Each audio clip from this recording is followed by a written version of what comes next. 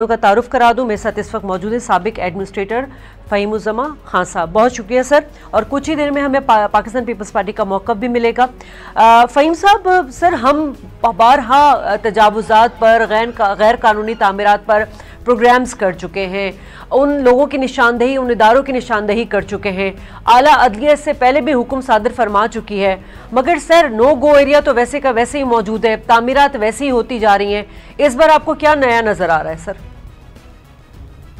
देखिए, एक तो फर्क ये पेश आया है कि पाकिस्तान में एक बहुत ही रोबस्ट मीडिया है इस वक्त। टेलीविजन चैनल्स हैं, अखबार हैं, ऑनलाइन मीडिया मौजूद है, जो कि किसी भी रियासत का चौथा सतून कहलाती है। उसके अलावा सोशल मीडिया बहुत एक्टिव है।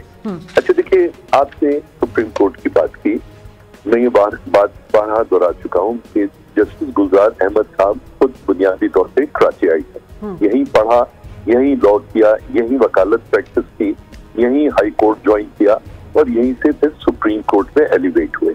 तो वो कराची को मुझसे और आपसे बेहतर जानते हैं। ठीक है, ये सिर्फ जस्टिस गुलजार के लिए नहीं, जस्टिस मकबूल बाकर साहब, जस्टिस सज्जाद अली शाह साहब, जस्टिस फैसल अरब साहब, जस्टिस मुनीब अख्तर साहब, बहुत सारे जजेस जो हैं इस वक्त सुप्रीम कोर्ट में कराची से हैं, सिंध हाई कोर्ट में बेसिकली प्रैक्टिस ही कराची में। तो जजेस ये जानते हैं, ठीक है, कि यहाँ पर क्या हो रहा है। तो उनको मुझसे और आपसे सीखने की जरूरत नहीं। मेरी और आपकी जो जिम्मेदारी बनती है वो फैक्ट्स को पब्लिक रिकॉर्ड पे रखने की जरूरत है, ताकि लोगों को समझ आए। इस वक्त चीफ जस्टिस को और सुप्रीम कोर्ट को, यानी कि कोर्ट्स को, जुडिशरी को एक मॉन्स्टर बना के सोशल मीडिया पे वेस्टेड इंटरेस्ट पेश कर रहा है, जबकि ऐसी बात है नहीं। देखिए, लोगों ने इस मुल्क में जो खुदा का खौफ है तो बहुत पहले तर्क कर दिया था। अब कुछ थोड़ा सा कानून का खौफ रह गया था, वो भी तर्क हो गया। तो जब तक दोबारा से अल्लाह का और कानून का खौफ दोबारा लोगों के दिल में नहीं जागेगा, तो ये जो बुराइयां जिनकी तरफ आपने निशानदेही की है, ये इसी तरह से चलते रहेंगे। देखिए, आपने अभी बात की नस्ला टावर की। देखिए, नस्ला टावर में या रेलवे की जो आबादी जो दे दी गई है, देखिए किसी भी मतलब शहर में मैं अपना जाती घर बनाने जाता हूँ या मैं कोई बिल्डिंग बनाना चाहता हूँ, मैं पहले उसके एक बिल्डिंग प्लान जो है बिल्डिंग कंट्रोल अथॉरिटी में सबमिट करता हूँ। ठीक है। तो बिल्डिंग कंट्रोल अथॉरिटी दो काम करती है।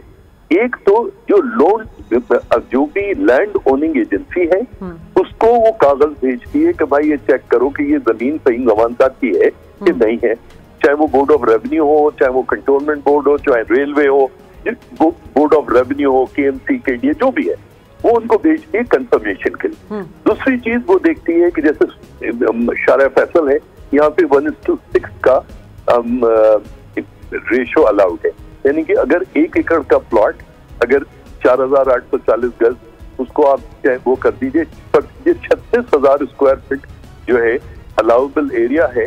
1:6 का मतलब है 36,000 टाइम्स 6, ठीक है, तो 6 या 18 1 हो गया, तो तकरीबन 2,10,000 स्क्वायर फीट इस प्लॉट के ऊपर कंस्ट्रक्शन हो सकती है। फिर बिल्डिंग कंट्रोल अथॉरिटी ये देखती है कि इसके अंदर एडिक्वेट पार्किंग है, इसमें सर्कुलेशन है, इसमें फायर का, इसका, ये तमाम चीजें जो कमरे हैं, पब्लिक टॉयलेट्स हैं, वो तमाम चीजें मौजूद हैं या नहीं है, बिजली की प्रॉपर होनी चाहिए, सब कुछ। अच्छा, लैंड ओनिंग एजेंसी उसको कंफर्म करती है कि ये जो जमीन है, ये जावेद सलीम साहब की, फ़हीम जमान की, व्हाटएवर, ये उनकी जमीन है या इस कंपनी की जमीन है।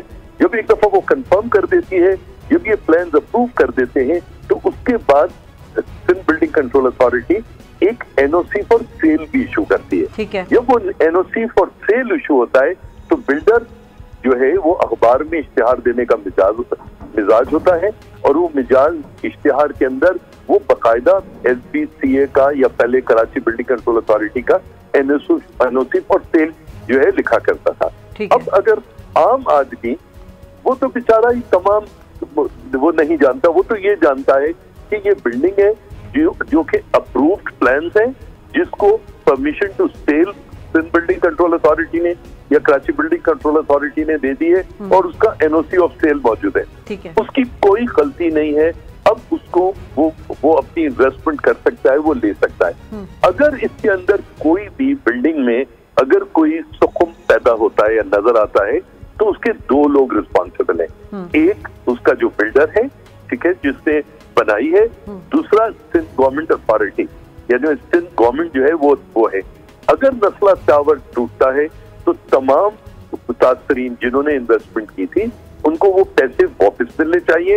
ये गवर्नमेंट ऑफ सिंध की जिम्मेदारी बनती है। तो फहीम साहब 2018 में भी हमने देखा था